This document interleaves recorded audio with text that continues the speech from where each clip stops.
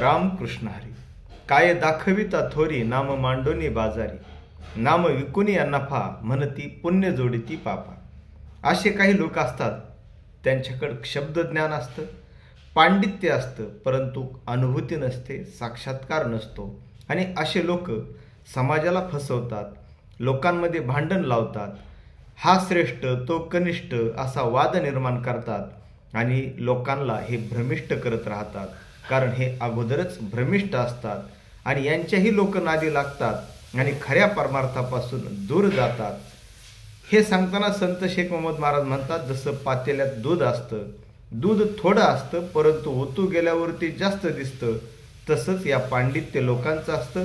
हे सांगताना एका ओवीतून ते म्हणतात, दृष्टांत डाकुलता हिंसा करी, शब्द ज्ञाने ठकी नरनारी, तैसी कीर्तनाची भरोभरी, किरवे धरुनिया.